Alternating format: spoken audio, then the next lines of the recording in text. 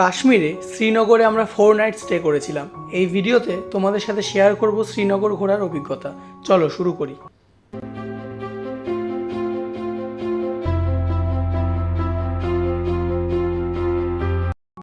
সকালে হোটেলে ব্রেকফাস্ট করে বেরিয়ে পড়েছি ডাল লেকের উদ্দেশ্যে। এটাই ডাল লেক। এখন আমরা ডাল লেকের পাশ থেকেই গাড়ি নিয়ে যাচ্ছি।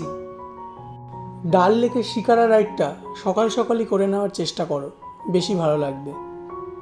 এই রাস্তায় লেকের অপোজিট সাইডেও পরপর হোটেলস আছে, আর এই পুরো জায়গাটাই হলো মার্কেট।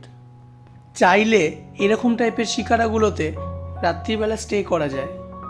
আমরা উঠে পড়েছি শিকারায়। এবার ওরা যেগুলো আমাদেরকে ঘুরিয়ে দেখাবে সেগুলো হচ্ছে ফ্লোটেড মার্কেট, মিনা বাজার আর গোল্ডেন লেক। একটা জিনিস মাথায় রাখতে হবে, শিকারাতে ওঠার আগে দরাদরি কিন্তু মাস্ট।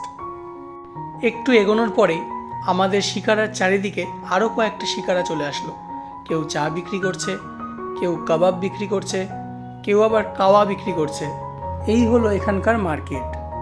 আমরা সকলেই এখান থেকে বিভিন্ন জিনিস নিয়েছিলাম। ডাল লেক যে কতটা সুন্দর সেটা এখানে না আসলে পুরোপুরিভাবে বোঝা সম্ভব নয়। শীতকালে এখানকার টেম্পারেচার -11 ডিগ্রি পর্যন্ত চলে যায়। আর ডাল লেকে কিন্তু তোমরা এরকম সেজেও ছবি তুলতে পারবে। বেশ অনেকটা সময় ডাল লেকে কাটিয়ে এখন আমরা ফিরছি।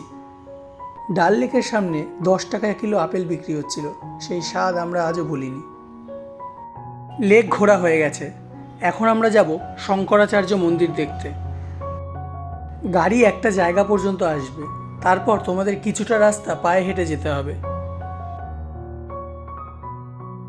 জায়গাটা বেশ সুন্দর, আর আমরা সব গ্রুপ মিলে গল্প করতে করতে গেছিলাম। এই হলো শঙ্করাচার্য মন্দিরের সিঁড়ি। আমরা এখন অনেকটাই উঁচুতে দাঁড়িয়ে আছি। এখান থেকে পুরো জায়গাটা পরিষ্কার দেখা যাচ্ছে। এই হলো শঙ্করাচার্য শিব মন্দির। শ্রীনগরে আমরা দ্বিতীয় দিনে ঘুরেছিলাম এই গার্ডেন।